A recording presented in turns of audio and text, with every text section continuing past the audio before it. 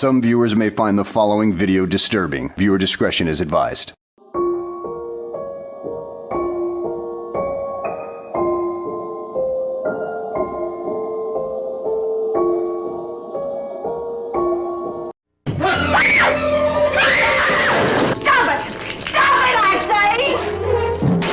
Hollywood, or should I say Hollyweird. For decades, spooks and spirits in search of their last close-up have given new meaning to the name City of Angels. It's got to be his apparition. It's got to be his ghost, the ghost of this lost and forgotten electrician of Raleigh Studios. It seems the movie capital of the world still attracts more than just fresh-faced wannabes with drop-dead looks.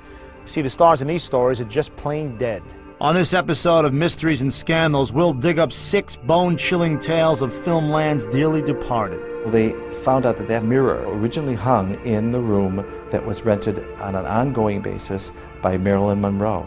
They had it examined by many paranormal psychologists, and they said that it is a spirit of Marilyn Monroe.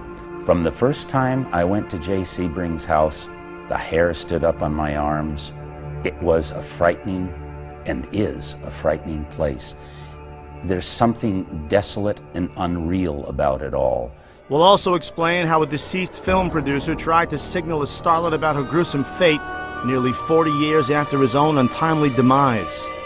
Maybe he sensed the arrival of yet another person who also was going to be have their life terminated by less than savory means. They were both found tied and repeatedly stabbed, just as the apparition was that she had seen. And we'll step inside the haunted mansion of a former Tinseltown socialite named Daisy, who can't seem to find her way into the light. Daisy's ghost is walking the corridors of the house. You know, when a tortured soul is constantly walking up and down the halls of the place where you live, people are bound to be driven crazy.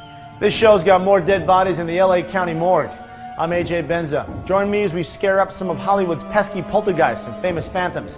They're dead, but they're backed by popular demand. Hollywood ghosts. Our first story begins in the 1930s and spans nearly 4 decades to a bone-chilling end. Way back in 1932, Hollywood hotshot producer Paul Byrne was a big kahuna at MGM. The 42-year-old movie maker was romancing platinum-haired sexpot Jean Harlow, an actress half his age. Byrne and Harlow made an unlikely couple, but was soon shacking up together. Historian and co-author of Hollywood Haunted, Mark Wanamaker. Paul Byrne built this little love nest up above Benedict Canyon. It was a little faux Tudor house, and really cute and really tucked away in these hills and trees. But the cozy cottage quickly became a house of horrors. Aaron Kincaid lives next door to the Byrne home. Paul and Jean were married in July of 1932. By Labor Day weekend of the same year, less than 8 weeks later, Paul lay dead in his bedroom, a bullet through his head. Speculation ran wild. Was Harlow involved? Was it murder? Was it suicide? Paul left a suicide note apologizing to his wife, but the story doesn't end there. Laurie Jacobson is the co-author of Hollywood Haunted. It was rumored that the night before Paul Byrne died, Dorothy Millette, his common-law wife, paid him a visit and made demands upon him to do right by her. And there was an argument. And some people believe that Dorothy Millette murdered Paul Byrne. Unfortunately, Millette was unavailable for questioning. Her lifeless body was found washed up on the shore of the Sacramento River days later. Now here's where the tale takes an eerie twist. In the mid-60s, hairdresser to the stars J. Sebring purchased the Byrne home despite its unsettling history. At the time, Sebring was dating a sexy young actress named Sharon Tate. Sharon Tate was staying at the house one evening while J. Sebring was away. She was awakened by a knocking sound and confronted what she thought was Paul Byrne. She is shocked. He doesn't seem to see her. He walks by the bed over to a desk. Sharon is so frightened, she slips out of bed and she's running down the stairs to the first floor, and there, on the stairway, she sees the ghastly apparition of a person tied up with their throat cut. She ran to the bar to fix herself a drink. She clawed and toyed at the wallpaper. She consumed the liquor, went back up to bed. When she awoke in the morning, She thought it was a horrible dream she'd had. That is, until she returned to the bar and saw the wallpaper with the claw marks on it. I could use a drink myself. Tate was so freaked out by the apparition she told some friends about the sighting. Dr. Barry Taff is a parapsychologist who has investigated thousands of hauntings. The reason Paul Byrne may have been haunting the house is that if he died a violent death or an untimely death there, that is the most common reason why people haunt an environment. But what about the gory figure Sharon saw tied to the staircase? Sharon Tate's experience strongly suggests the possibility that she had a vision of her impending demise. Cut to August 8, 1969, one of the most infamous nights in Hollywood history. At the time, Sharon Tate was married to director Roman Polanski and 8 months pregnant with their first child. The couple was renting a home in Benedict Canyon, just down the road from the Paul Byrne house. While Polanski was on location shooting a movie, Sharon's former boyfriend, Jay Sebring, and a few friends were keeping the actress company. During the night, cult leader Charles Manson's family of freaks broke into Sharon's house in a bloodthirsty frenzy. Both she and Jay were murdered that night in 1969 by the Manson family. They were both found tied and repeatedly stabbed, just as the apparition was that she had seen. A total of 5 people were brutally killed that night in Benedict Canyon. Manson and company were arrested in December of 1969 and sent to the slammer for good. Maybe Paul Byrne's ghost was trying to warn Sharon about the murders that night. Who knows? Up next, 2 untimely deaths linked to the ghastly goings-on at a pair of Hollywood's oldest studios. Hollywood is a town filled with superstars, superstitions, and the supernatural. For as many movie studios as there are scattered around the city, just as many tales exist about strange hauntings by actors, studio heads, and even behind-the-scenes crew members. Raleigh Studios, being one of the oldest in Hollywood in continuous operation, of course has its stories. In 1932, it was always known that an electrician had fallen in stage 5 from the rafters to his death on the studio floor. But I guess no one told the guy he was dead. His spirit is still flipping switches and shocking workers at the studio. Soundstage number 5 at Raleigh Studios is notorious for the ghostly goings-on in there. 300-pound lights will suddenly start swinging at the top of the rafters and just as suddenly come to a halt. Footsteps will be heard on the empty soundstage. Music has come out of the walls there when nothing is on the site. In 1994, Dr. Barry Taff was brought in to investigate the hauntings at Raleigh Studios. I knew nothing about the place, and I'm just walking through, and suddenly I felt very disoriented, falling back to my left, and I almost fell and hit the floor. And I later learned that in this particular location, someone had fallen off one of the catwalks there and died. It's got to be his apparition. It's got to be his ghost, the ghost of this lost and forgotten electrician of Raleigh Studios. On the other side of town, a fellow by the name of Thomas Ince is still making a stir at Culver Studios. Thomas Ince, in his day, was one of the biggest and most important and respected moguls of filmmaking. Thomas Ince was lured to Culver City by Harry Culver, and it was Thomas Ince who built the first studio, the first enterprise of filmmaking in Culver City in 1915. Ince poured his blood, sweat, and tears into Culver Studios, which became a filmmaking powerhouse. Ince was a good friend of William Randolph Hearst, 2 very powerful men on the West Coast. On Thomas Ince's birthday in 1924, William Randolph Hearst offered to throw him a party aboard his yacht. Reportedly, Ince had a pretty severe bleeding ulcer and was instructed by his doctors to lay off the booze and rich food.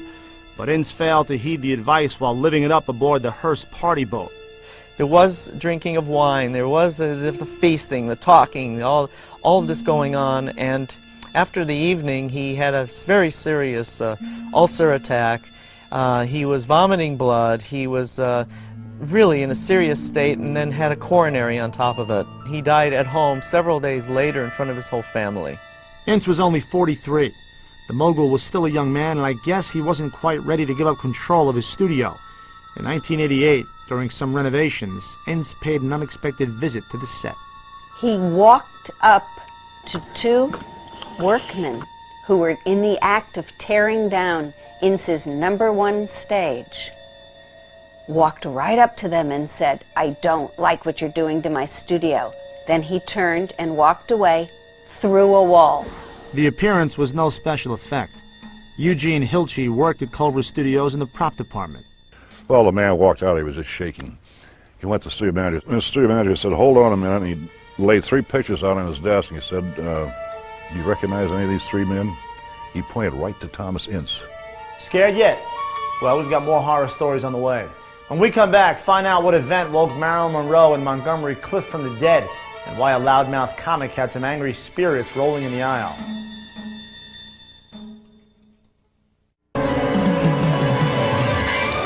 In 1927, the hippest of Hollywood's landmarks opened its doors.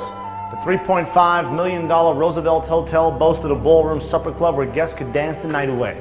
In fact, the place was so dazzling, some of its earliest residents still don't want to check out. Roosevelt Hotel historian J.D. Kessler. It was the first major construction project in Hollywood land, which is what Hollywood was called originally. It was a development that was established so that it would be a community to be built around a new industry. The very first Academy Awards ceremony was held in the Blossom Room at the Roosevelt in 1929. The posh hotel soon became the swankiest hangout on Hollywood Boulevard. Movie stars like Charlie Chaplin, Greta Garbo, Montgomery Clift, and Marilyn Monroe were regular guests. The Roosevelt remained a grand place to go through the 50s, and then it began to fade. It was owned by many different people. Its glamour and beauty was covered up. The hotel underwent major renovations in 1984, and that's when the spooks began to crawl out of the woodwork. When there's remodeling or building or renovation, whatever this is, whatever this phenomena is in nature, it doesn't like it. It reacts. Before the Roosevelt reopened, the maid was cleaning a mirror when she noticed something strange.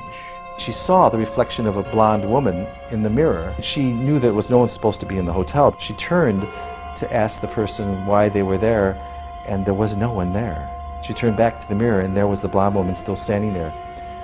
So, I'm getting kind of chills. They found out that mirror originally hung in the room that was rented on an ongoing basis by Marilyn Monroe. They had it examined by many paranormal psychologists, and they said that it is a spirit of Marilyn Monroe. And the screen goddess isn't the only one still knocking around her old haunt. There is a spirit in room 928. The people that stay there will often hear someone playing the trumpet. Montgomery Clift lived in room 928 at the Roosevelt for about 3 months when he was shooting From Here to Eternity. He needed to play a bugle for that role, and he often practiced in his room. Of course, the ghosts of Monty and Marilyn have been seen in practically every old hotel and bar in Hollywood. I swear, those two get around more than Elvis. But the Roosevelt Hotel is just one site to spot celebrity specters. Back in the 1940s and 50s, Ciro's was the place to see and be seen by Tinseltown's glitterati. Ciro's nightclub on the Sunset Strip is one of the most famous of all of the nightclubs, really, on the Strip. During the night spot's heyday, mobster Mickey Cohen muscled his way into the action. Mickey Cohen was the top gangster in Los Angeles. He pretty much replaced Bugsy Siegel after Bugsy was killed. Mickey Cohen was so big in town, and particularly on the Sunset Strip. Mickey was known to occasionally conduct a little business at Ciro's, if you catch my drift. Ciro's closed in 1959, but reopened in '72 as the now famous Comedy Store. But it seems that some of the old customers keep coming back for more. Comedian Argus Hamilton has worked at the Comedy Store since 1976. The basement was rumored to be a place where the wise guys in Los Angeles would bump people off. And there's a lot of belief that the basement ghosts tend to be some of the knocked off mobsters. I used to be a waitress at the Comedy Store. We had so many reports of paranormal activity in the club that in the early 80s we called UCLA's parapsychological department to come in and investigate. Some psychics believe that ghosts endlessly reenact the traumatic details of their death. I believe that someone was dragged down into the basement against his will and was killed. This spirit is so angry about what happened to him. He is held there, and he is still really angry. Once again, parapsychologist Dr. Barry Taff was on the scene. I was at the Comedy Store, closing my briefcase, and I looked up to my right, and I see men standing there staring at me. They all wore double-breasted pinstripe suits and hats, more in like the 30s or 40s, gangster clothing. I closed my briefcase, started to turn, and they were gone. But the poltergeists at the Comedy Store don't just hang out in the basement, as one popular comedian found out. The late Sam Kinison, whom we loved and was frequently here late at night with us, was a very connected spiritual person. They hated Sam's act. They would do anything they could to stop him. And he knew this, he was aware of this, and he often called out challenges to the spirits when he was on stage. Come on, if you're here, show me something. And boom, all the lights in the place would go out. Or the microphone would go dead. Man, talk about a tough crowd. Kinison might be the only comic to be heckled by the dead people. Unfortunately, the controversial comedian was killed in a car wreck in 1992. When we come back, our final ghost story takes place right here. It's a Hollywood-style haunting complete with sex, debauchery, scandal, and maybe even murder.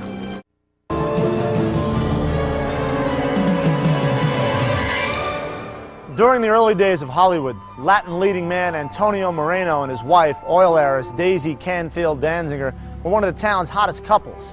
In 1923, the newlyweds built this 22-room Spanish-style mansion on 4 acres of property high atop the hills of Silver Lake. They dubbed the estate Crestmount. Silver Lake historian Todd Hughes. Crestmount quickly became established as the social hub of East Hollywood. Crestmount archivist Mike Schmidt. Daisy and Antonio would entertain mostly on Sundays, and they would invite both the people from industry, for people that Daisy knew from the oil business, and people from the Hollywood film colony. And they'd come up here and swim, and you also have to remember this was during Prohibition, so there was a certain amount of drinking going on. And to actually come here to Crestmount during that time was considered sort of a prized invitation. There's a wine cellar in the basement of Crestmount where Antonio used to lead tours during his parties, and he would bring the more lovely women attending down to the wine cellar to look at his incredible stash of fine wines. Yeah, and I'll bet that's not all they were looking at. Moreno had a penchant for pretty young girls, and Daisy wasn't too keen about her husband's philandering. At first, they were very passionate in a relationship, but as time went on, and Antonio's star just kept rising. He became a bigger and bigger star throughout the 20s, and Daisy began to resent the fact that he would spend these long days on the set in the arms of Hollywood's most beautiful women. One thing led to another, and the couple split in 1931 but never divorced. Daisy turned to booze, naturally, to drown her sorrows. She donated the infamous mansion to the Roman Catholic Church, who turned the property into a home for wayward girls. In 1933, it would have been the 10-year anniversary of their marriage. Daisy was driving along Mulholland Drive when her chauffeur-driven limousine plummeted over a 300-foot cliff and killed her instantly. Miraculously, however, the chauffeur lived. Now, of course, there was lots of speculation of how she died. Was it a crash? Was it an accident? Or was it some sort of foul play on behalf of Antonio Moreno that possibly maybe got rid of her and staged this whole thing?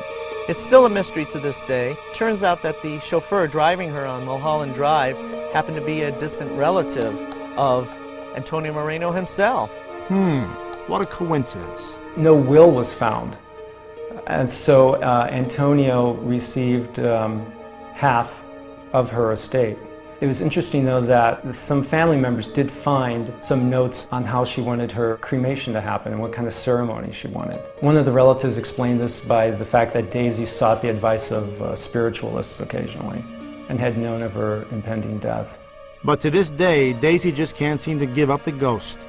When Daisy was having her early problems with Antonio, she would spend long days pacing the halls of Crestmount, waiting for Antonio to get home, torturing herself with the ideas of him in the arms of Greta Garbo, Clara Bow.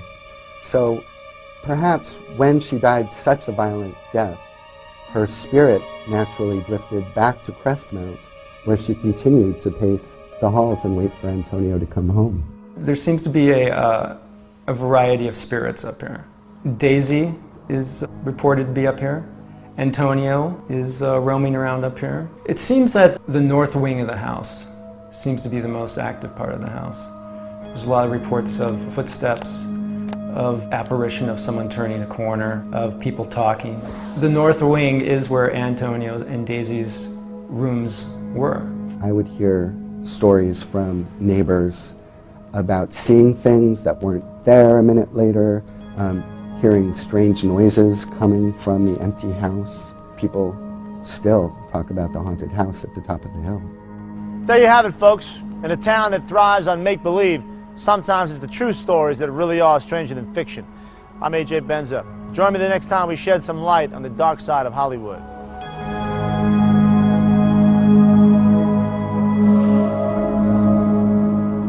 The very concept of a ghost implies that something survives physical, corporeal death. Spirit, soul, consciousness. Something we might want to call discarnate intelligence. Discarnate meaning without body. The question is, what is that? What is it that survives? Does it go to heaven? Does it go to hell? Does it go to another reality?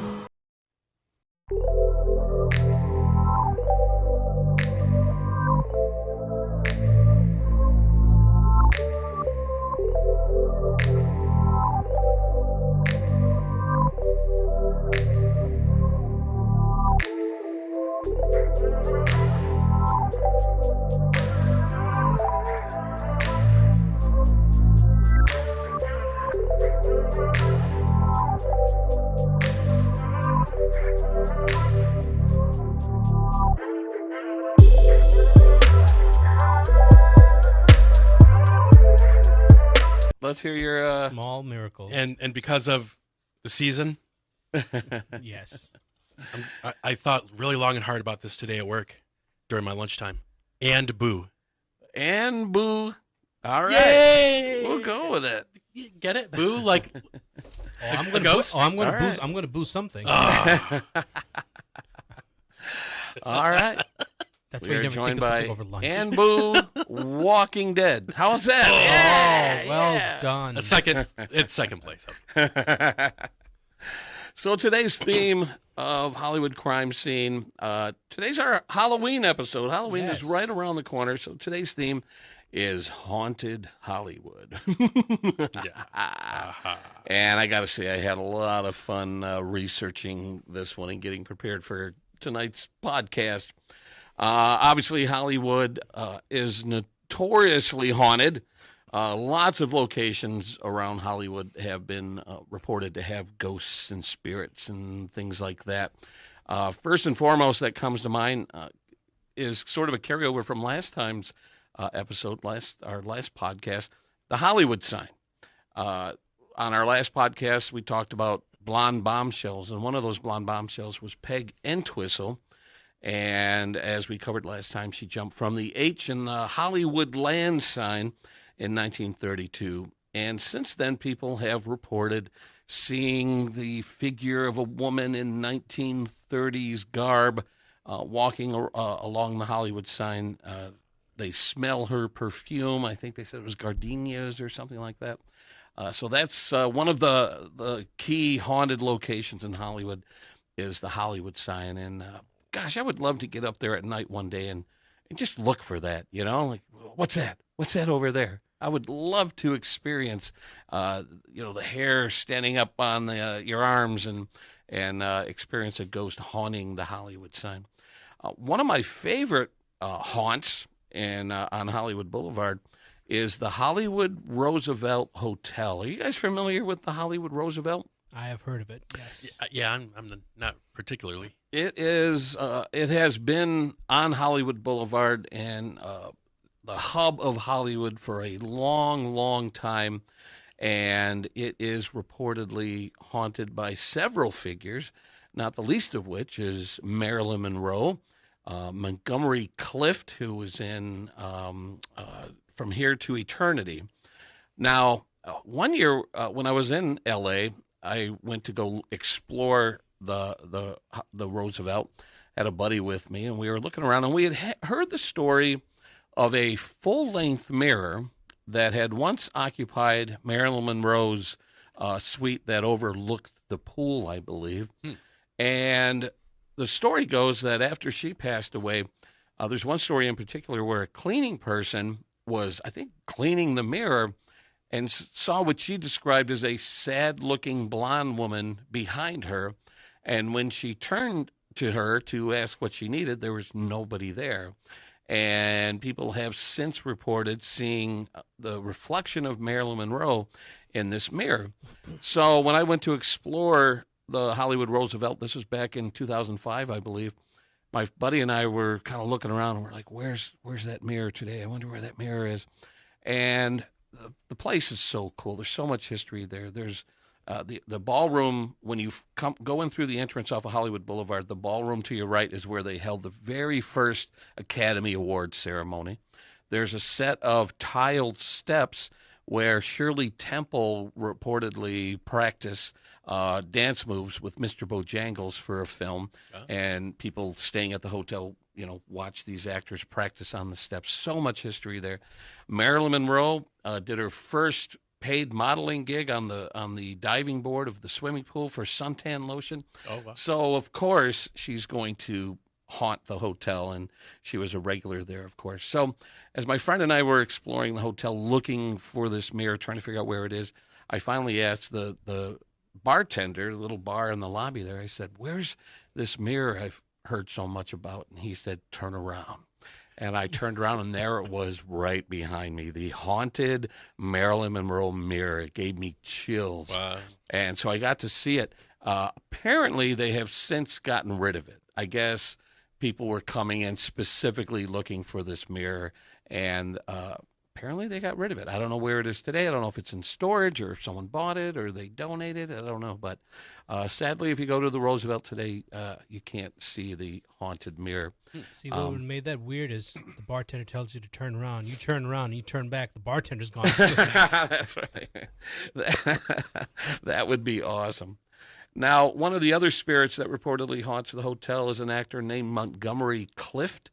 Like I said, he was in From Here to Eternity, and he was good friends with Elizabeth Taylor, and he was involved in a pretty serious, I think it was a one-car accident that pretty much almost ended his career. He basically face-planted into the steering wheel in this accident, and he was a very good-looking guy, and he was scarred and basically ended his career, and he led a life of alcoholism and stuff after that. He never kind of mentally recovered from the accident. But while filming From Here to Eternity, he stayed at the Hollywood Roosevelt, and I guess his character in the film had to know how to play the bugle. And so at the time that he was at the hotel, he would practice his bugling. And so people today claim that they can hear the faint sound of a bugle down the hallway and people being approached and touched in cold spaces in the room where he stayed and stuff like that. So lots of cool stories about the hauntings at the hotel, the Hollywood Roosevelt. Another person who was spotted, the ghostly figure of a person spotted on the 12th floor, where Carol Lombard and Clark Gable used to have rendezvous. The ghost of Carol Lombard has been spotted at the hotel. Now, for those of you who don't know who Carol Lombard is, very beautiful blonde actress. We could have talked about her during our Blonde Bombshell episode, but she was a very popular, well-liked actress from the World War II era, and she went on a war bond tour and raised $2 million on her war bond tour. Now, most of the time that she was traveling on the war bond tour, she was traveling by train, but as it wrapped up, she was kind of tired and said, I want to get home quickly, let's book a plane. And people warned her about it, said, I don't think I would do a plane. And she said, no, I just want to get home. So she boarded a plane with her mother, an MGM publicity agent, and 15 young Army pilots. Almost immediately after taking off, for some reason, the plane veered off course and slammed right into a mountain. Her body was retrieved along with her mother and buried at Forest Lawn Cemetery in Glendale. When Gable died in 1960, who was just destroyed when Carol Lombard, who he had been married to, when she died, he never recovered from that. He died just a few years later in 1960. He was interred next to Lombard at the Forest Lawn Cemetery. Now, the Forest Lawn Cemetery is one of those cemeteries in L.A. that's a who's who. Anyone who is anyone is buried at Forest Lawn, and I've visited it once or twice, and it's pretty wild walking around there and spotting tombstones and grave sites of some of the most famous people. It's one of the few cemeteries that actually has a tour based around it, probably. You could probably I don't see a lot of those cemeteries don't really encourage that sort of thing. Right. Like if you keep to yourself and you wander in there and you look around, you should be okay. But if you walked in there with a dozen people going, here's the grave site of, they probably would ask you to leave. Okay, so there's some level of decency there. Yeah. I don't think the cemetery encourages that sort of thing. There are tour guides like Dearly Departed graveyard tours, and they do that sort of thing. But I don't think the cemeteries really encourage that. But if you are to visit Forest Lawn, here's some of the notable burials at Forest Lawn. Walt Disney, whose gravesite is kind of hidden. Like it's not out in the open with a giant monument. It's kind of hidden, and you have to know where to look. And it's kind of in an alcove, and you go over there and you go, oh, this is Disney's. Wow. So he's there. Michael Jackson is at that cemetery. Jimmy Stewart. Elizabeth Taylor. Now, I have an interesting story about Elizabeth Taylor. So when I was in L.A. in 2011, Elizabeth Taylor passed away while I was in L.A. Now, a buddy of mine and I were visiting another cemetery, which I'm going to mention in a little while. And we saw that there was a wall crypt that was part of the Elizabeth Taylor's family plot. And some of her other family members were already in this wall crypt. And apparently Elizabeth Taylor was supposed to be buried there. And I remember saying to my buddy, gosh, can you imagine this is where they're going to put Elizabeth Taylor? And because of her Jewish faith, they usually bury you very, very quickly after you die. And so it'd be, wow, that'd be something to see. Well, a day or two later, my buddy and I are at Forest Lawn, and we wanted to visit the wall crypt of Larry Fine from the Three Stooges. Oh. So we find his name on the wall. It's just simple. It says Larry Fine. My buddy pulls out his phone. He plays the Three Stooges theme. We stand there speaking, our fond memories of Larry Fine and paying our tributes to him. And as we walk out of the mausoleum there, where he's in the wall, there's anarchy. We walk out and we're like, what is going on? Helicopters, press, media. My buddy and I had accidentally stumbled onto Elizabeth Taylor's funeral, which apparently was moved from the original cemetery that we were at, where she was supposed to be interred. We accidentally stumbled on it at this cemetery and was right smack dab in the middle of all the craziness. And I'm like, what do we do? And we sat there. Yeah. And well, do we stay and like attend the funeral? And we thought that would really be pushing our luck. So we said, all right, we had something else planned. We said, let's go on to our next thing. And as we pulled out, vans, cameras. Who are these guys? Who are they? Like they thought we were part of this. It was pretty crazy that we accidentally stumbled onto Elizabeth Taylor's funeral. What I would have said to them is, you guys, I don't have a statement right now. I'm overcome with grief. Yeah, I'm overcome with grief. When the time is right, I will reach out to the press. Any of you like my contact information? Leave it at that. Give them your phone number and email, and then concoct the most absurd story that you could come up with. That's what I would do. So, but that's the kind of stuff that always happens to me when I'm in L.A. I always find myself right smack dab in the middle of stuff. It's pretty funny. Yes. So that was a great story. So she's in the Great Mausoleum. Apparently she requested to be near Michael Jackson, so they're actually near each other in the Great Mausoleum at Forest Lawn. Nat King Cole is there. Errol Flynn, who surprisingly, for the longest time, had an unmarked grave. Like tourists weren't able to find his grave; it was unmarked. Apparently, some people got together and paid for a headstone at his grave. So Errol Flynn? Errol Flynn, the swashbuckling Errol Flynn, had for the an longest unmarked time grave? had an unmarked grave. Isn't that shocking? Was it intentional? Like, did he put anything in his will? Like, hey, I want. That's a good question. I want that I to be don't low know. key after I pass away, or if I don't know much about him. What did he not have money like at the end, or? I know, he suffered from alcoholism and stuff. I don't know if he had any offspring, so maybe it was just one of those deals where when he passed, no one really took up to Even protect the his legacy. studios, that's Yeah, cold-blooded. you would never see that happen in 2022. Yeah, exactly. Never. So when I visited, I think it was in 2005, I found his gravesite, paid my respects to Errol Flynn, Spencer Tracy, Sam Cooke, who we talked about on our podcast before. He's at the cemetery. Right. L. Frank Baum, the creator of the wonderful Wizard of Oz. Sammy Davis Jr. Jean Harlow is at this cemetery. We've talked. Yeah, I was going to say she we've sounds talked about kind her. of familiar. Yeah. She was buried in her gown from Libeled Lady, I believe it is. And she's in the first wing of the Sanctuary of the Benediction. George Burns and Gracie Allen, and the It Girl, Clara Bow, who was a star of the silent film era.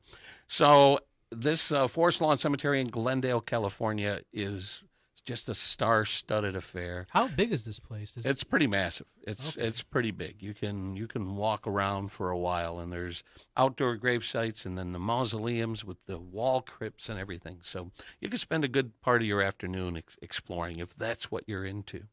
So yeah, and that's something I have to admit I do enjoy doing when I'm in L.A. I like going to the cemeteries and seeing all the legends of Hollywood and where they are for eternity. Mm-hmm. Another haunted attraction in Hollywood is the Culver Studios. Reportedly, the film producer Thomas Ince, who he founded his first movie studio in Hollywood in 1918.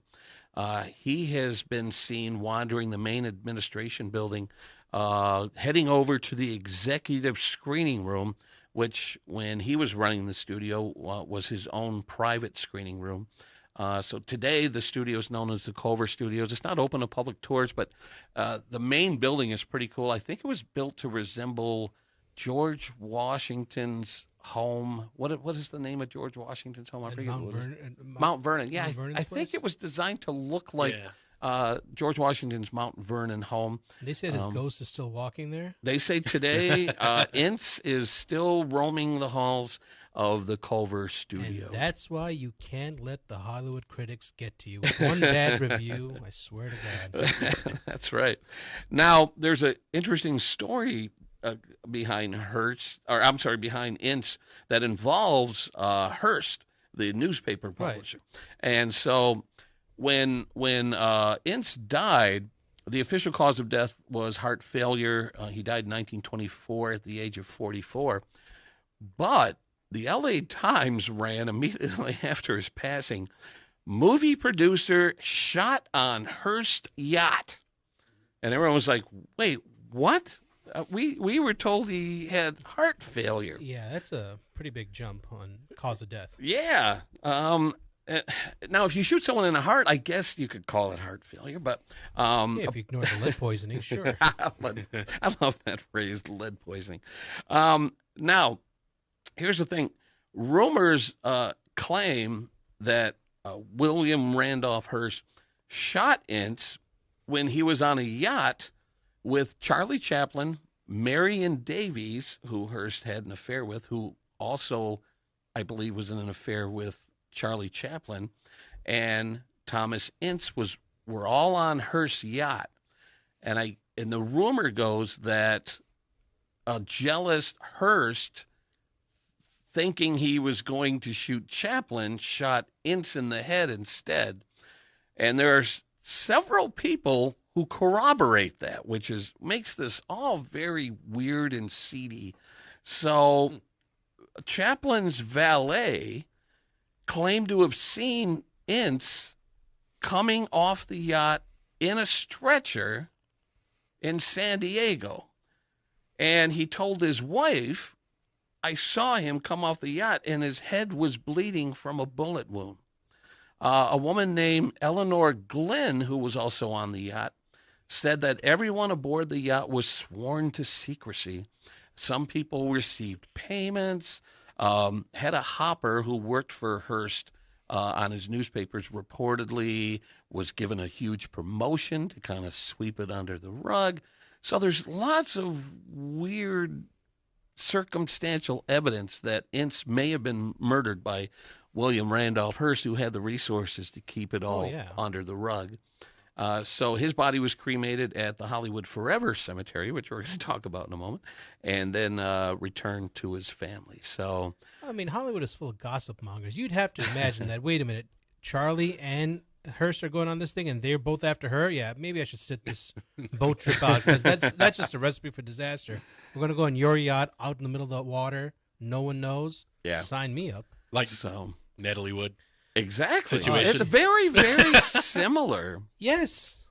And apparently there have been a couple of movies that have been produced since that have storylines that are very, very similar to this whole Hearst, Chaplin, Ince, Marion Davies love triangle thing. So, so rumors were floating around Hollywood. Some people turned it into work of fiction, but they say that the circumstances of some of these movies are very similar to what happened Joe, on like that you yacht.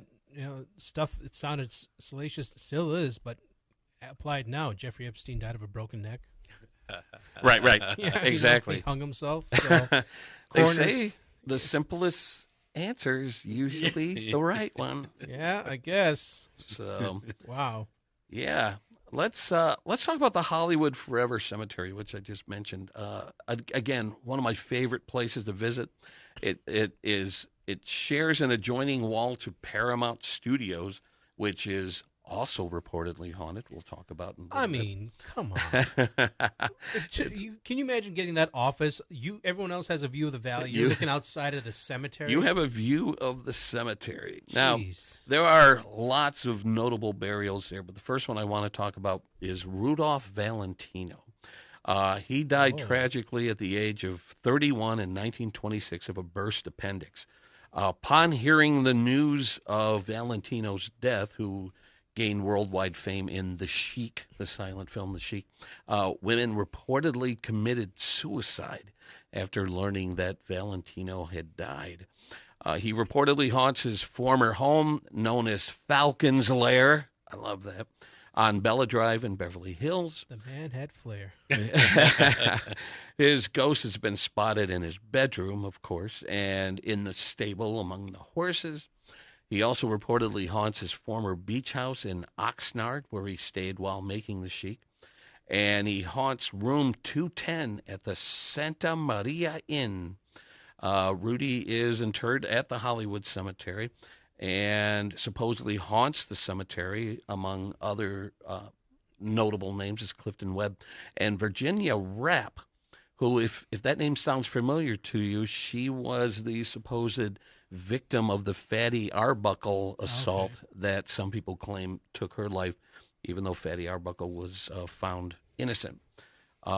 And coincidentally, haunting Hollywood Forever Cemetery is William Randolph Hearst. Okay. I'm sure had a tormented life. Yeah. He's the one who reportedly Citizen Kane was based on, and he was not happy about it and tried to sabotage the film. Yeah. He wanted to buy the film and burn every remaining copy of it. So. There was definitely somebody crossed somebody with and I was with about, that. And I was about to say, Valentino Him and Orson sounds Welles. busier in death than in life. The man's at 4 places. Oh my God! Yeah, he still gets around. Now the interesting thing, I visited Valentino's gravesite. Again, he's in a wall crypt, and it is spectacular. It's beautiful. And the story goes that immediately after his death, and you may have heard this story, the mysterious Lady in Black visits his gravesite every year, delivering flowers, and she did so for 28 years before they stopped. Now, people say they have seen the Lady in Black since then, but more than likely these are publicity stunts or actresses just trying to draw attention to themselves. But nobody knew who this Lady in Black was, who continued to deliver flowers to Valentino's grave every year for 28 years. Which is kind of the paparazzi dropping the ball here. 28 years. From years 20 to 8, someone say, who's that lady? Can you follow her? That's right. Can we get an interview? Just follow her. Jeez. Now, like I said, Hollywood Forever is, again, one of my favorite places to visit, being right next door to Paramount Studios. Other notable burials at Hollywood Forever, Douglas Fairbanks, Sr. and Jr., who have this amazing mausoleum and marble bench and huge reflecting pool. It's really something to behold. It's pretty cool. Mel Blanc is buried at Hollywood Forever, and believe it or not, his epitaph on his tombstone reads, "Ebony, ebony, ebony." That's all, folks. I was wondering which character it would be. Yeah. How cool is that? That's on his tombstone. I think that's pretty awesome. Anton Yelchin. You guys know Anton Yelchin? Yes, yeah. Chekhov. He is buried there. He was tragically crushed by his own vehicle on his property when it was rolling downhill, and he tried to stop it. Yeah. And he was 27. Yeah. You can find his gravesite at the cemetery because it has a life-size statue of Anton on the gravesite. Wow. I did not know that. I didn't either. Wow. Another dude in the 27 club, right? Yeah. Cecil B. DeMille, legendary director, is at the cemetery. A really cool gravesite that I visited is Johnny Ramone. He has kind of a bust of himself on his gravesite playing guitar. It is spectacular. Dee Dee Ramone is also there. Another former topic of our podcast, Bugsy Siegel, is interred in a wall crypt at the cemetery. Jane Mansfield, who we talked about recently. Yeah. Tyrone Power. Toto, the dog from Wizard of Oz. I was thinking the 80s band? The entire band. The entire band? They had a might be pact. there too. I don't know. If one guy died, they were all going to be buried together, whether they wanted there's to or a part not. of me that always thought that there would be a separate cemetery for celebrity animals like Mr. Ed. Oh, yeah, Flipper, I'm Toto. I'm surprised there isn't already. Yeah. Like, remember Grumpy Cat? Grumpy Cat passed away. Oh, yeah. So, Yeah. he should be there. Is that There the should meme? be. Yeah, it was a real cat. Yeah, exactly. He was Anyway. famous. Now, one of my personal favorite experiences while I was exploring Hollywood Forever was stumbling onto the gravesite of Carl Schweitzer. Anyone know who Carl Schweitzer is? No. You may know him as Alfalfa from The Little Rascals. Oh, no. Now, yeah, he's buried there. Now, he, in the later part of his life, even though he died young, which we're going to talk about in a second, he had something to do with hunting dogs. He provided hunting dogs to celebrities and was like a hunting expert and a guide, and would go out with Jimmy Stewart and celebrities like that on hunting excursions. So there's a dog on his tombstone, which supposedly represents his experience with hunting dogs. But when I saw it, the first thing I thought of was Petey. Remember Petey the dog with the big circle around his eye? Yeah. So I thought that was Petey on his tombstone. But his tragic ending was he was killed in 1959 after visiting the apartment of a guy that owed him $50, and he demanded his $50, and the guy was like, "I don't have it." And apparently little Alfalfa pulled a knife on him or something, and the guy shot him. That's a Little Rascals episode. How do you bring a knife to a gunfight? Yeah. How old was he? He was 20, what was it? 27? Yeah. Was it? Yeah, 20. Oh, no, wait. Come on. Don't feed He into was this killed joke. in 1959.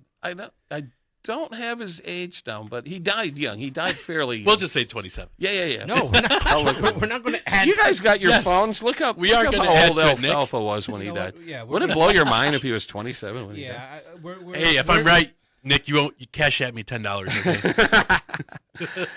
Now, a judge ruled the death justifiable homicide. The guy that shot him claimed that he felt his life was threatened. Apparently, Carl Schweitzer had been drinking. But imagine being the guy who killed Alfalfa, man. Okay. 31. 31. All right. Still fairly young.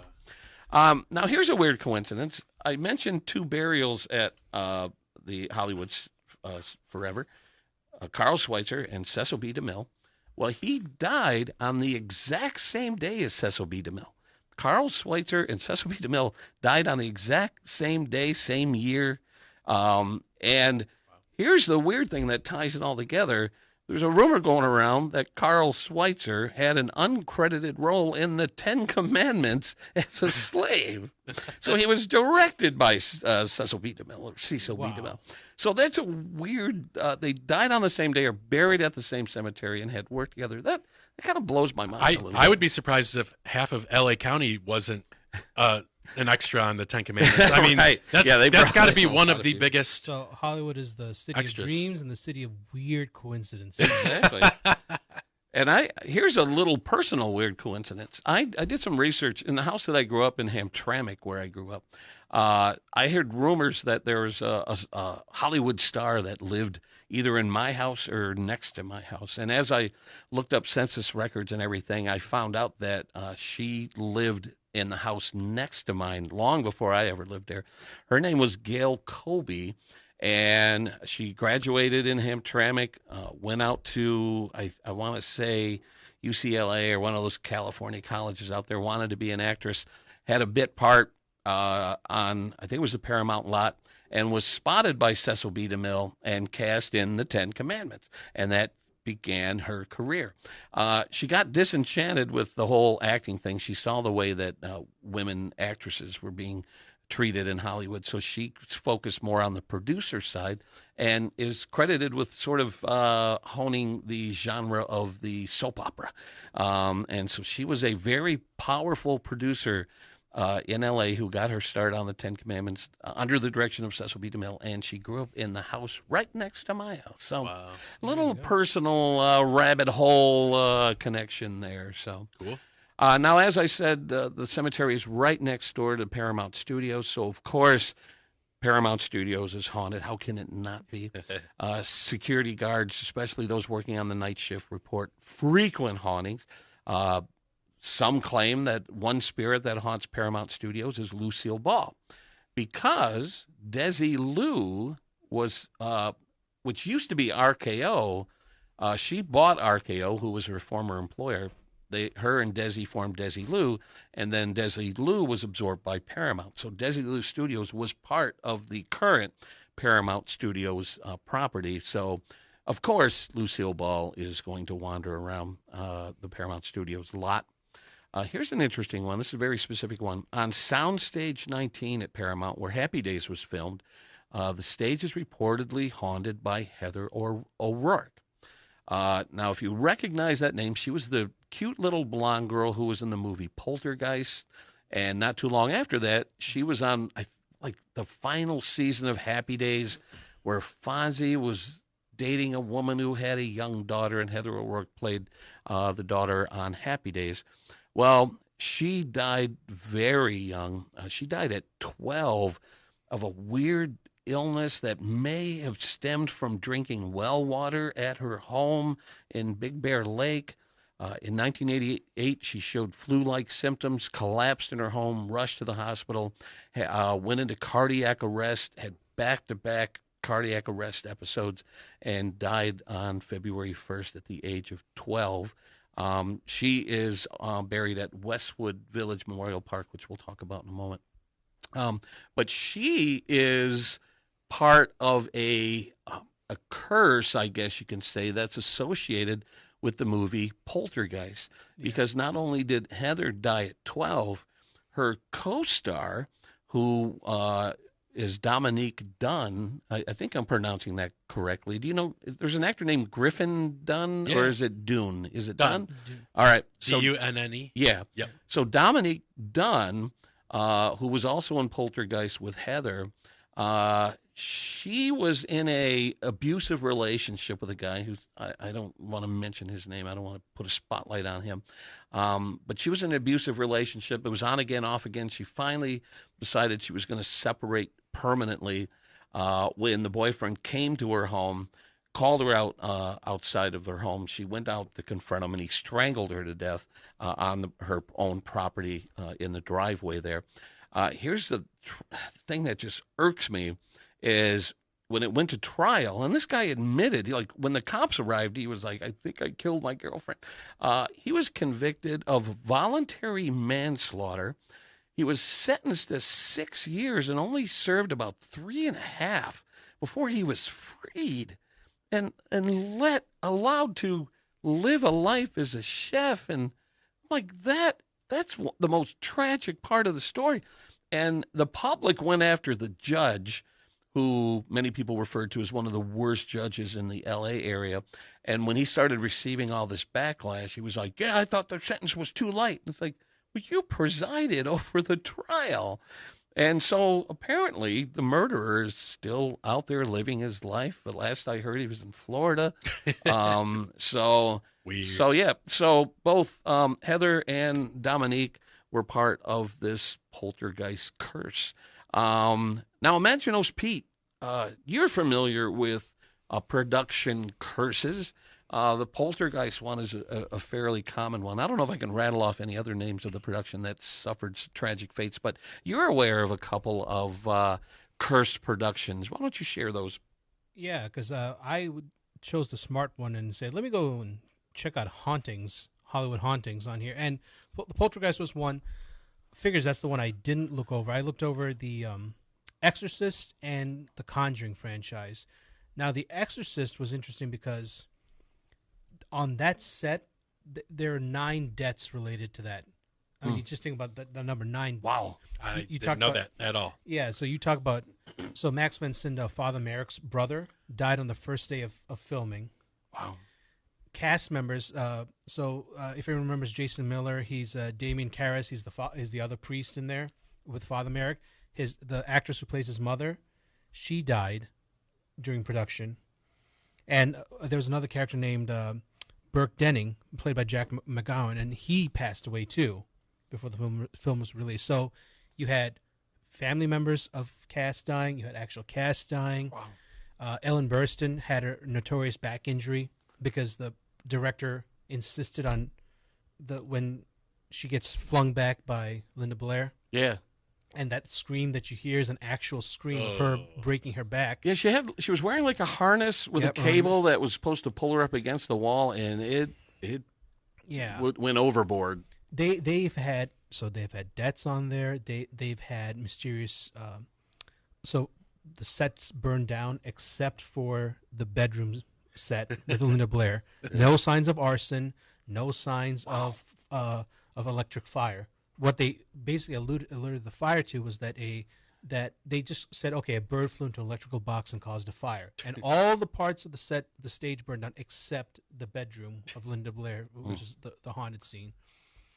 And they had on-set light workers lost fingers, they lost toes to random accidents. Wow. They had one of the priests who was on the set and is in the movie as a side character, is an actually ordained priest.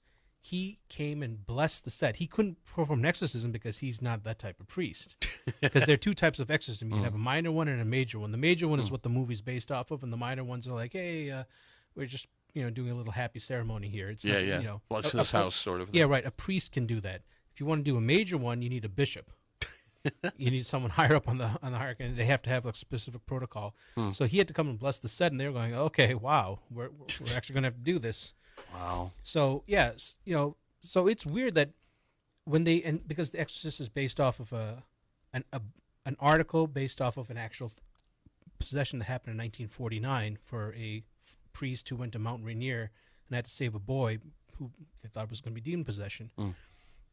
So when you figure when you were a producer and you say, oh, I read this cool article about this creepy horror thing, do you go and pick at that scab? Do you go and invite that problem? And so The Conjuring was another thing. This is an interesting one. So The Conjuring, if everyone's go see that the movies, I enjoy a good scare. I've never seen any of them. I highly recommend it. Now's the perfect time. It's Halloween. I'm always looking for quality it is. horror.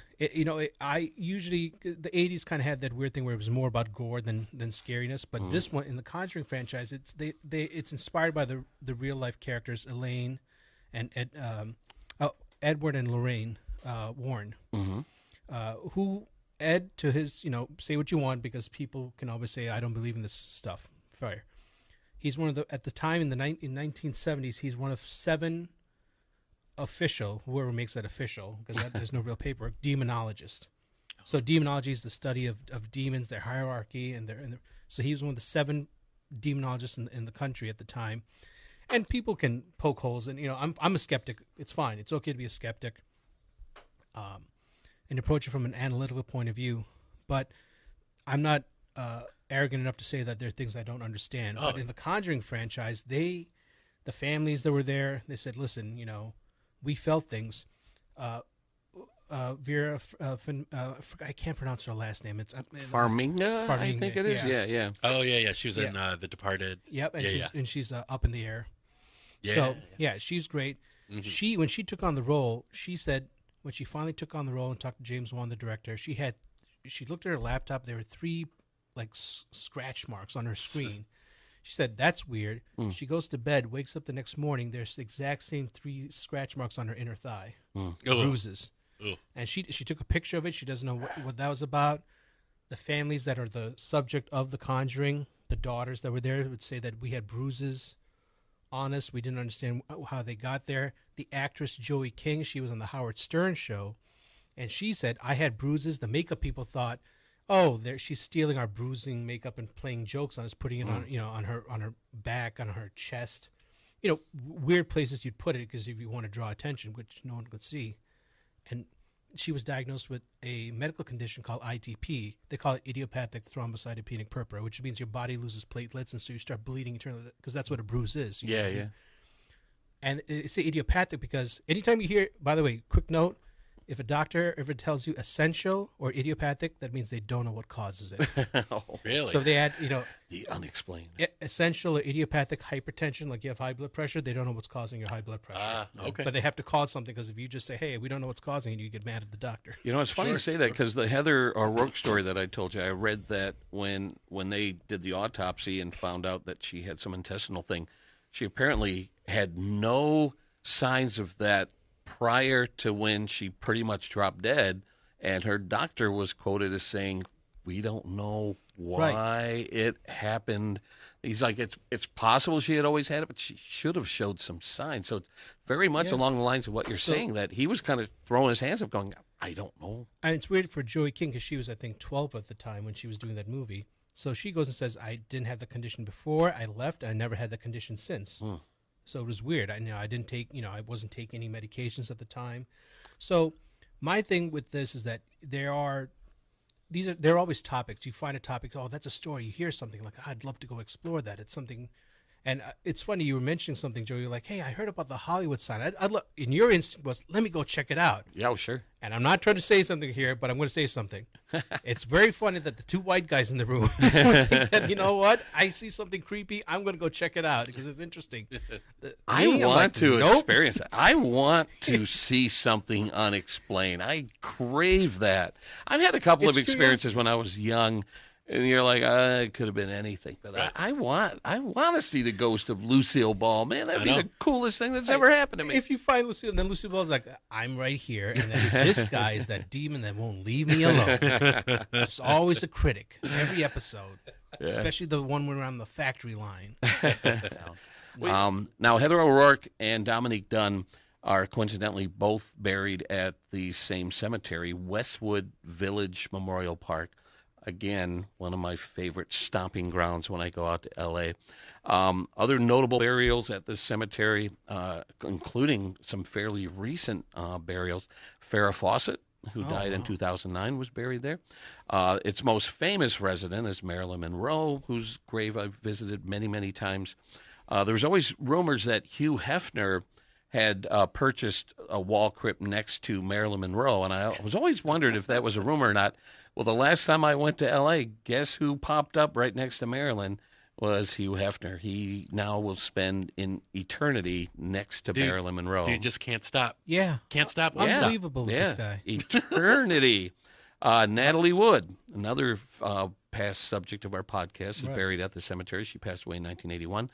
Betty Page, who actually lived a nice long life. She only passed away in 2008. Oh, wow. She is buried at the cemetery. Another fairly recent addition, Rodney Dangerfield, who, like Mel Blanc, has a really cool tombstone that says, "There goes the neighborhood." And I think that's pretty awesome. Jack Lemmon and Walter Matthau, who co-starred in Grumpy Old Men together and several other films, they died 1 year apart.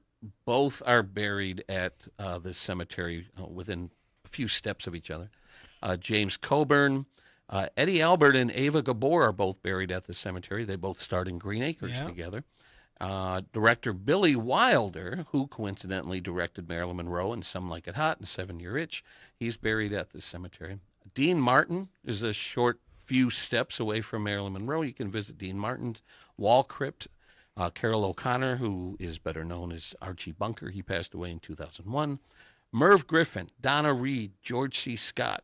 One of the coolest grave markers I've ever seen in my life belongs to Don Knotts. All of his characters, from Barney Fife to the incredible Mr. Limpet, are all engraved in this like bronze headstone, if you can call it that, grave marker. It's spectacular. Wow. Remind me, what year did he pass away? 2006, fairly recently. Because I can never, in my mind, I can never place like a time or place when he passed. Like, just for whatever reason, I never remember him passing. Yeah. Hey, is Andy Griffith still with us? Because no, he's gone. He passed away a while back. He may have passed away before Don Knotts, I think, but I'm not positive. For whatever reason, those two dudes, they just kind of like live eternally. Like, hey, they still might be alive. I don't know. Yeah, Don Knotts, up till the end of his life, he would make personal appearances at events and stuff like that. That's what I thought. Yeah. Yeah. Anyway. And I recently purchased his autograph, which was on a Andy Griffith police car. Someone offered it to me, and I bought it. So I have Don Knott's signature on a Mayberry police car. So that particular cemetery, which is sort of hidden, you could drive past it and not even know it's there. It's called Westwood Village Memorial Park.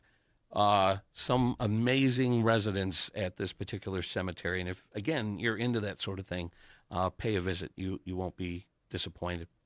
Another haunted location in Hollywood is the famed Knickerbocker Hotel.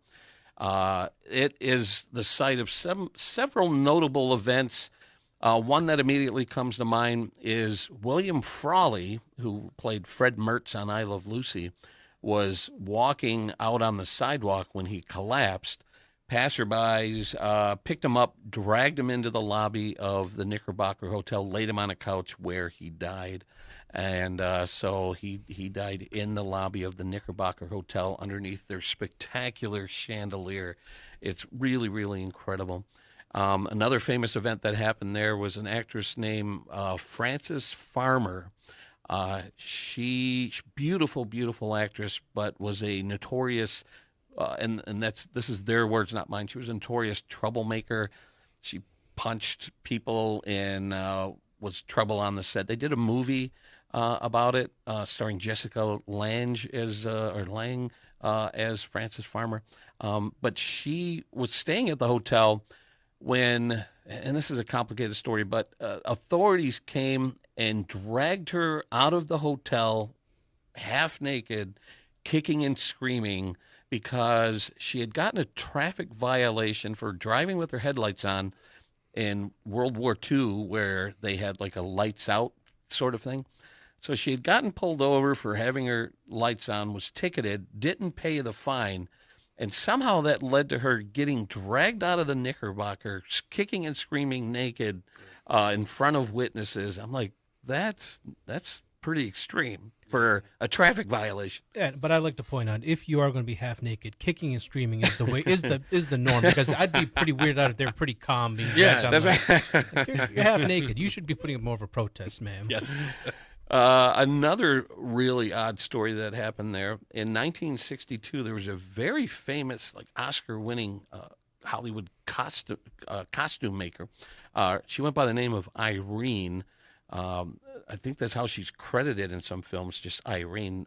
But people knew her as Irene Gibbons, which she had a different name too. But she was at the end of her career. I guess she had difficulty finding work. She checked in under a pseudonym at the Knickerbocker, went up to her hotel, wrote some suicide notes, went to the bathroom window, and leapt to her death onto the lower level lobby, I think it was. And so her ghost is reportedly seen on the window ledge, like people would look up and see a figure on a window ledge. Some say she just vanishes. Others say she leaps from the window ledge. So she's a reported haunt at the Knickerbocker.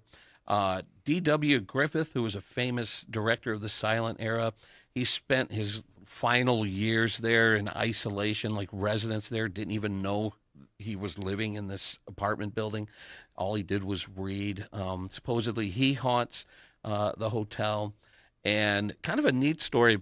I'd always wanted to get into the lobby of the Knickerbocker, and currently I think it's like a retirement home or a senior center or something like that. Oh, wow. And the front door is usually locked, and you need like keyed entry or pass card or something.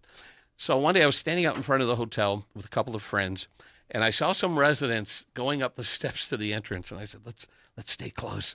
So we kind of followed them in, and as the door started to close, I grabbed it, pulled it open. We walked into the lobby again under this magnificent chandelier. And as I'm telling my friends these stories that I just told you, I see the security guard looking at me. And so I'm trying to wrap this up. I'm taking some pictures. And he heard me tell my friends the story of William Frawley. And the security guard pipes up and says, he died right there. So now he's getting in on the conversation with us, and I'm thinking, this is cool. I'm like, what else can he tell us? And he goes, well, I've heard that Marilyn Monroe haunts the ladies' room. and so my friend Sherry was with us. I said, Sherry, you need to use the ladies' room? She's like, matter of fact, I do. So she went in there. She came out later. That's cold-blooded, Joe. You should test. I'm sending her in, man. Sacrificed your friend. What if the ghost was real?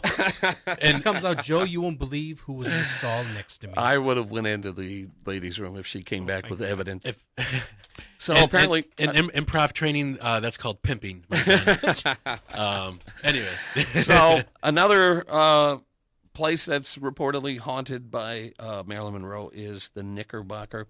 Another claim to fame that the Knickerbocker has is it is the site of a annual seance, from what I've been told. And Anbu? Yes. I think you can fill in the rest there. Who has an annual seance at the Knickerbocker? Why are you encouraging that nickname, Joe? This is the one episode. The one episode, that's it. So, good old Harry Handcuffs, Harry Houdini, a group of his followers, I guess they do seances there and try to find anything they can to try to connect with him, because he was just one of those guys who was extremely popular in the 19-teens and 20s and was doing all of these amazing magical feats and escaping from things.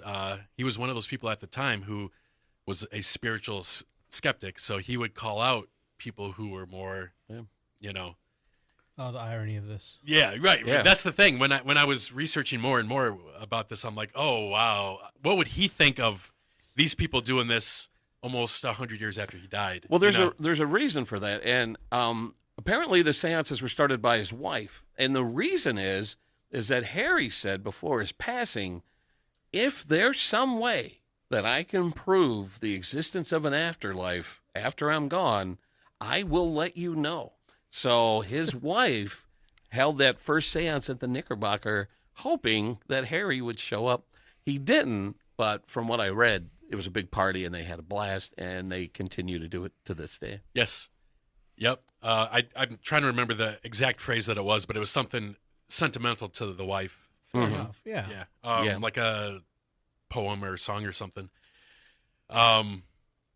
Where and how did Houdini die? Okay, so I like this idea because I remembered that he met his fate here about 30 miles south of here.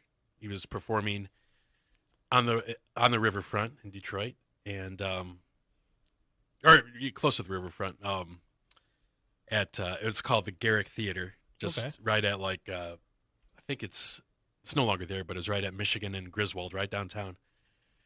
And he wasn't feeling great, and he apparently had some sort of appendicitis that wasn't diagnosed. Or like apparently he was the kind of guy that just wouldn't seek medical attention, like a lot of macho guys at that time. And he kept saying, "Hey, the show's got to go on. I got to perform. The show must go on. I got to perform in Detroit. My audience needs me. Whatever. That true performer to the end."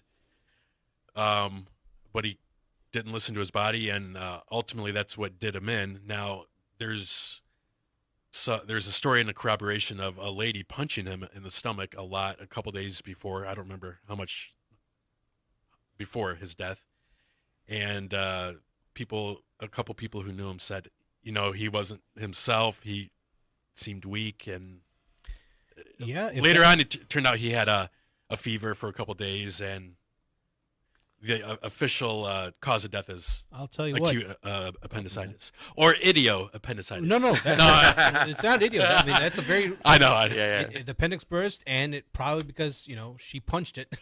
Well, here's a story that I read that he was known for, if he was allowed to prepare, he had this reputation where he would say he could take a punch to the stomach, and so if someone came up to him and said, "I'm going to punch you in the stomach," he'd say, "Give me a second." He would prepare. He would tighten up. They'd hit him with all their might in his stomach, and it wouldn't faze him.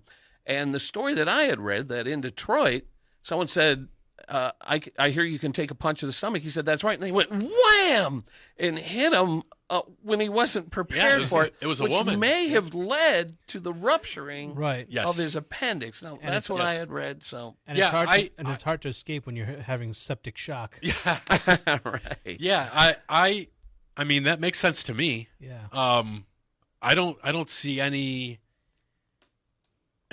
other foul play, but I mean, what the lady did to him, I think her name was Jocelyn something. She punched him a couple. I think apparently a couple times hard, and it said below the belt. So I don't know if he. How high up did he hike his belt? Yeah, or did she wear the suspenders? Wow. Get his stuff down there. And anyway. I don't know if we touched on this, and this would be a good time to maybe bring the podcast to a close, but what night did Houdini die? Okay, so it all brings us back to All Hallows Eve, 1926. Yes. Man. On Halloween night, we lost Harry Houdini. One last thing, that place that was the Garrick Theater, right down at Michigan and Griswold, it was turned into some sort of store afterwards, and today it sits completely empty. Wow. That's a great location. And shoot, I might have to go down there, or I won't go down there for that, but the next time I'm down there, see if there's any sort of like little grave, or not a grave, but marker. A marker. Yeah. If not, why not a city historical marker? That would be great. Yeah. Oh, definitely. I need to email Mayor Duggan. Yeah. Now, did he didn't die at the theater? Did he die in a hospital? Yeah, it was. Yeah. But that's where the incident took place, at that theater. Yep. And it was I think it was Grace Hospital. I don't know if that's still existing. So maybe someone who's got some medical experience might know if Grace Hospital still exists. There is a Grace Hospital, but I don't know if the names change so often these days. Yeah. Are they putting Houdini's death on Detroit? Is that something that we have to carry? It is. That's part of the legend of the history of Detroit. Houdini versus everybody. Where Houdini died. Yep. Jeez. Part of our reputation. There honestly, with Devil's Night and all that stuff. I would like to investigate that further because, hey, I'm sure there's a cool story there that you could dig a little further on. So. Yeah. All right, guys, that wraps up our haunted Hollywood episode of Hollywood Crime Scene. I hope you guys have a fun and safe Halloween. Thank you. And spooky. It's my favorite time of the year. I'm really looking forward to it. And I really enjoyed this podcast. Thanks for joining me, guys. Thank you for listening. we will see you next time. Always take the truth. Let's go to one of the most famous landmarks in the entertainment capital, the Hollywood sign, and our correspondent, Laura McKenzie. This is one of the most famous landmarks in show business, whispering a tempting promise of fame, stardom, and entertainment success to all who gaze up to its perch high in the Hollywood Hills. But there's a sinister side to the history of the Hollywood sign, a ghostly legacy that conjures images of a young actress's tragic fate half a century ago, and the mystical scent of gardenia. The Hollywood sign. It's one of the most readily identifiable landmarks in all of show business, but it's also the site of tragedy, mystery, and haunted intrigue. There are women. Peg's career as a movie actress never materialized.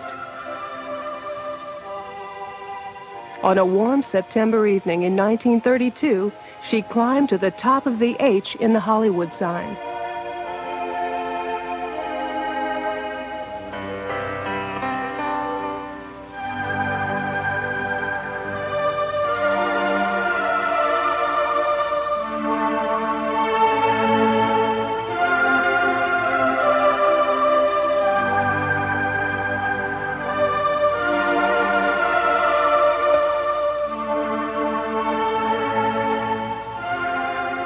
She looked out over the town that had spurned her, and Peg Entwistle leapt to her death. Could Peg Entwistle's ghost be haunting the Hollywood Hills? Devin Morgan, a current resident of the area, thinks it may be the case.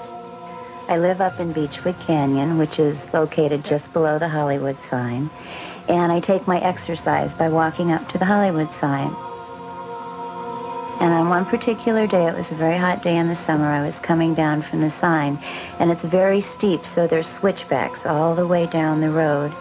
And I was just at the turn of a switchback, and I looked down, and I saw this woman who was walking or moving just below me on another switchback. And she looked very strange to me.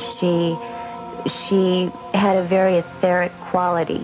Instead of walking, she seemed to almost glide. She wasn't floating. She didn't look like she was a ghost, but there was something very, very strange about her and very soft looking, and I wanted to get closer to her. So I went around the switchback, and when I got there, she should have been just ahead of me on the road, but she wasn't anywhere to be seen.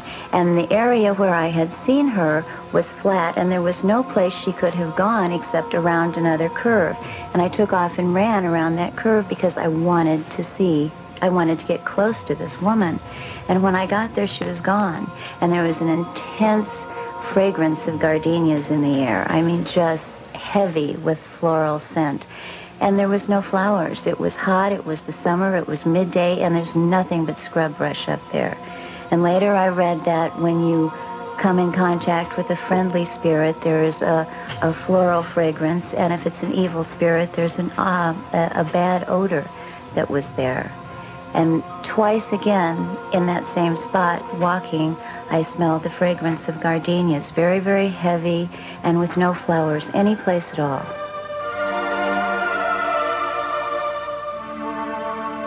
It all adds up to a mysterious legacy that looms over haunted Hollywood even today.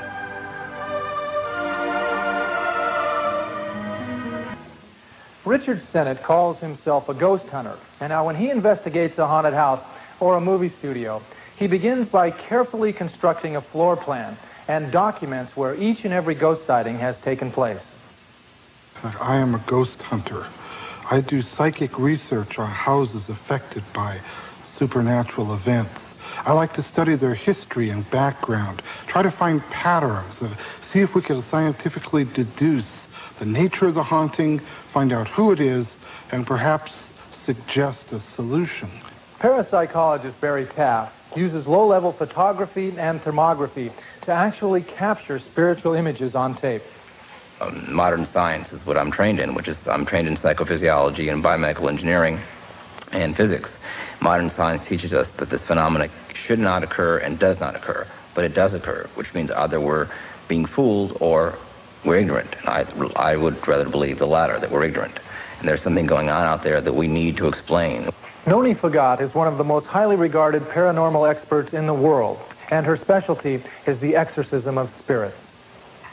Actually, exorcism is an extension of healing. It's a spiritual healing. You are laying that spirit to rest. Hopefully you're sending that spirit to another level where they belong. They certainly don't belong with us. Daniel Hobbit is known as an electronic medium. He has found the ability to capture ghosts with his video camera. Someone with a raised vibration that has an ability to capture, because of video, the equipment, magnetic tape, spirits. And I've done it 3 times. It was down this particular hallway that I picked up the cries of 2 small girls who had been mysteriously killed there. Now listen very carefully. Extremely cool. Some places you actually hear it. And sometimes the fans will go on and on without anybody being around. Having already heard of the numerous accounts of spirits seen in this particular storage room of an old hospice unit, I locked my camera in, running for 2 hours. When I came to record this ghostly image, you might want to turn your lights down for a better look.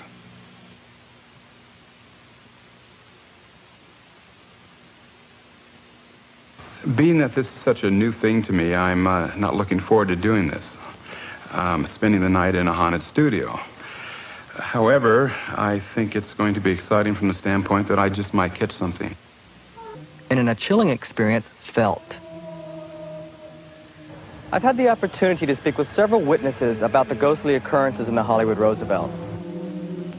Kelly Green has been the hotel's motion picture coordinator for many years. About 2 weeks before the opening, we had a mad scramble to get the hotel ready. We had to be open by the 30th because we had guests coming in, and we didn't have a full staff. And so all of the office types were sweeping floors and washing windows and generally doing the physical work to get the hotel ready to open. And my best friend was sweeping the ballroom, the Blossom Ballroom where the first Academy Awards were held.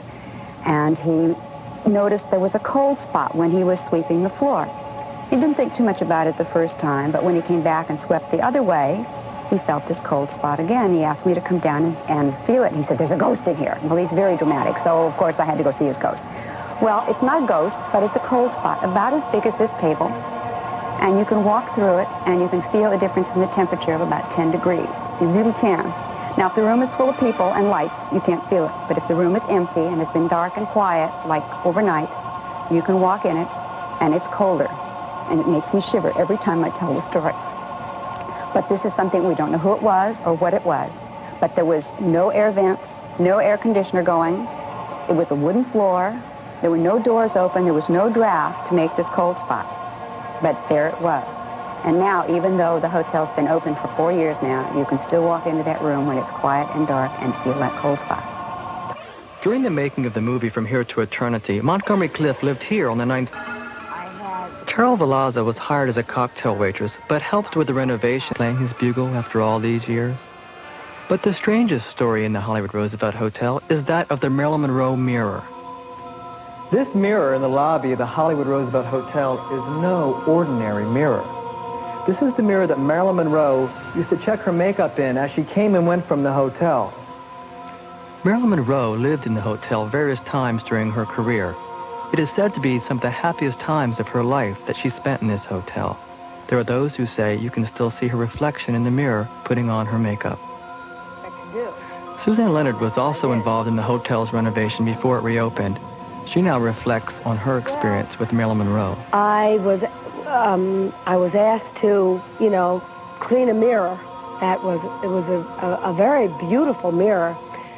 And I said, okay, fine, so I got my Windex in my hand and I was going and cleaning. And I looked in the mirror and I thought that someone was in the room with me. And it was, I was totally alone when I started this. And I looked around, there was no one there. And what I had originally saw was this very, very attractive blonde woman.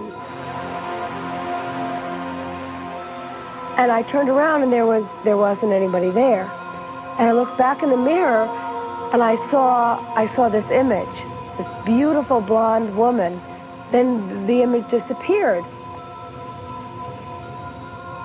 Then when I found out that this mirror is a mirror that Marilyn actually when she did go to the hotel, look in, and actually, you know, fix her makeup in, I was shocked, because I didn't know that at the time. And I know that it was Marilyn, the image I saw. Ghost spirits returning to places where they enjoyed happy times in life. My grandmother's mother was cradling a sick baby in her arms, and heard a little tap, tap, tap on the window, and turned around, and it was her grandmother or an aunt or something. She tapped at the window, and she smiled, and then she looked at the baby and like waved at the baby, and then was gone. And my grandmother's mother, you know, turned around, and everything seemed normal and fine. And then she realized, wait, we're on the second floor, and looked again. You know, there's nobody there. But that night the baby died, and so we think maybe it was the spirit of this woman. The woman that was at the window was dead too. You know, maybe it was her spirit helping the baby, you know, guiding the baby on to the next whatever it is. Let's hear about a ghost who defies the law of gravity. This is Runyon Canyon, an overgrown wilderness located right in the heart of urban Hollywood. Well, in 1983, the city of Los Angeles purchased the canyon and established a park right here on the site of a former estate known as the Pine. In addition to stories of vagrants, fugitives, and occult meetings up here, right before the area became a park, there was a series of unexplained fires. And residents still say that they hear sounds of a party coming from here, and they see weird multicolored lights coming from the second story of where the main house once stood, right here. But the strange sightings go even further. You know, ghost stories take many forms, as these two tales of Hollywood hauntings show. The Magic Castle is the most exclusive private club in the world. The members are magicians, and everyone from Johnny Carson to Cary Grant, Harry Blackstone to David Copperfield have performed here as members. Well, the founder and the creator of the Magic Castle is a man by the name of Milt Larson, and he's obviously witnessed performances and special magical effects by the greatest magicians in the world. Well, naturally, he was a skeptic when it came to ghosts, until one night, several years ago. Not surprisingly, it was Friday the 13th. Well, I have a great respect for ghosts. And I suppose if I respect ghosts, then I must believe in them. I really have a magician's cynical mind for this sort of thing. I've kind of go along with the Harry Houdini thing that we can create almost any effect, and therefore if you can create an effect, and if you wanted to create a ghostly apparition, you could certainly create one through devices in magic. Now, if you happen to see something that is unexplainable, something that you really have a hard time saying, well, even though you could create that, why would you? And that's kind of this little thing that happened here with me. The ghostly experience, if you would call it that, and I prefer to just say it was unexplainable experience. It sounds kind of hokey, but it was a dark and stormy night. Right in the middle of the night, there's a clap of thunder, and the lights went off, a power failure. So I wandered down just to see if the lights were really off in the whole building, and the whole building was just pitch dark. And as I was coming out of the tower, I heard Irma. Now, Irma, for people that don't know, is an invisible piano player. I'm coming down the stairs in the as I said, coming down the grand stairway, and I'm hearing Irma playing.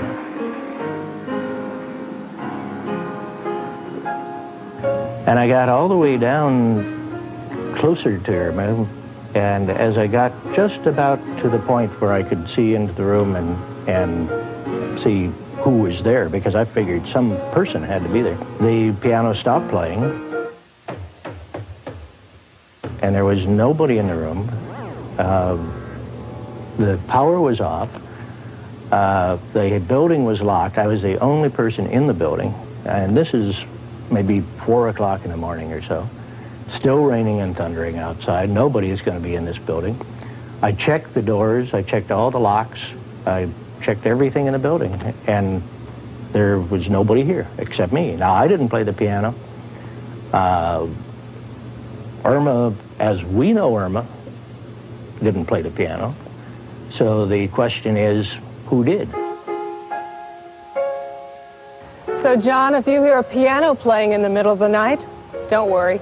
It's just Irma, the ghost of the Magic Castle.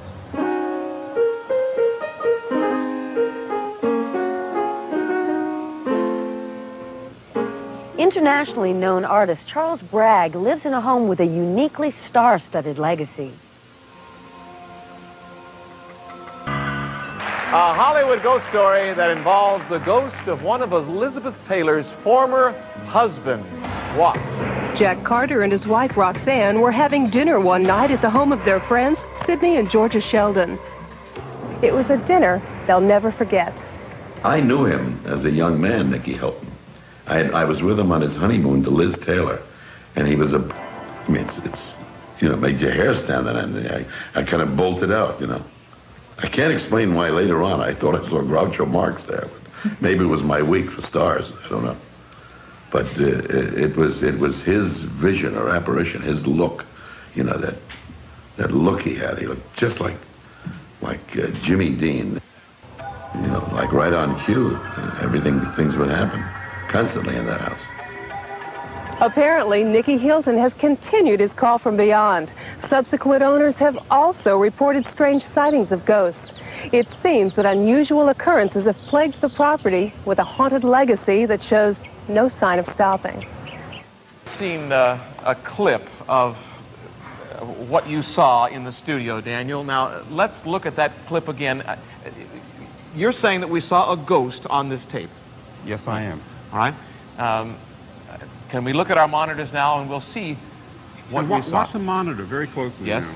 While I was shooting at the time, my camera went out. And this is in the courtroom now at GMT Studios. Yes. Now listen very carefully. You hear the moaning in the background?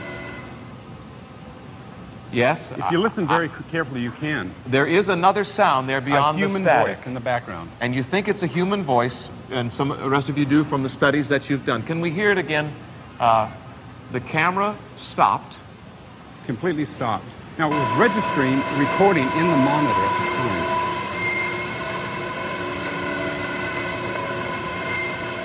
It's after the whistle is the other sound. Ooh, there is a like moaning, that. what appears to be a woman's moaning. Any other explanation of what it might be, or do you have... There was no one else in the room doing that. All right. I don't know. Now, Barry Taff took some photos at the GMT location. Is that right, Barry? Yes, right, John. Exactly how did you do that? Well, I had a very sophisticated 35mm camera with me, and we had a deep red filtered strobe on it and some very fast film. And we shot in complete darkness, and we got some very unusual results. All right, let's show some of these results. That flash of light? What you're seeing here on the monitor is a completely dark room, and that spike of light, or spire of light, was not visible, but it represents what we think may be an anomaly of sorts or some sort of manifestation. Here on the left side of the frame, you see a jet of energy or force coming out, again in a different location. And the next slide you see on the right looks like it was actually cut. That's another spire or spike of some form of force displaying itself to the camera. Now, this has just happened last week or 2 weeks ago. Would you then take these and study them some more to verify your initial reaction? Well, based on Daniel's work and the audio work, the video work he got, based on what I got, I think we have to go through a lot more analysis. And I think what we got on film and got on tape strongly suggests that we've got a haunting here. That's fascinating. Now, Daniel, not only did you capture that, what we call a clair audio, can I call that sound a clair audio, but you also got a visual ghost, astonishing, didn't you? Yes, I did. Tell us about that. Okay, it was at the time that my camera was set up, and Barry and I were in the back, taking pictures in what was established as a hot spot, when all of a sudden I picked up this ghostly image. Now, we've just shown that, but let's go back. Yeah. Now watch this very closely. what you are spotting is... It's something coming out of the right wall, there, down at the end of the corridor. in that dark. You're talking about the fog, the light effect right Exactly. there. Now it's going towards the middle of the screen, if you watch, and then back into Now, the wall. It's almost as if it vanishes notices when you me. come to this part. Yes. And you have no idea what... Would there be some other reason for this? Obviously, that's what you're trying to figure out. Exactly. That's why we were there, trying to study All right, this. let's look at it in slow motion again. There you see that white sort of fog right in the center of the screen. It's That's totally right. dark. Exactly. And there's no light in the room. And none. Now it seems to vanish there. It has gone into the... It comes out, it's almost as if it notices me and rushes back into the wall. And it's amazing. It is a phenomenon that we can't understand, and you're saying That's perhaps why we're here it's to a try and ghost. study it. And we're glad you're here to share this with us. Let's take a look once more in slow motion. Have we done this slow motion already? I think we already have done that. All right, let's move on. The figure that seems to materialize, Richard Sennett, can you add any more to this location? Yes, there is a lot of psychic activity. When I went through the place and pinpointed those areas I believe to be hot spots using dowsing rods, every place I pinpointed independently was where they got phenomena. A hot spot. That's an area of psychic disturbance where we got some activity using dowsing rods. All right. And Noni Fagat, any final words on the future of GMT Studios? Of course, as a studio, I'm sure it has a great future. If you mean, will it ever cleanse itself of all the spirit that the researchers and myself had located there, at least what we feel is spirit there, they're never going to get rid of all of it. I did an exorcism on the one spirit that made that dreadful groaning noise, and we laid her to rest, but there's the green lady upstairs and a half a dozen other downstairs, and I think because of the type of activity generated in that studio, we're able to really cleanse that of ghosts. Well, you're all fascinating people, very respected in your field, and we thank you for sharing your observations with us. It's fascinating.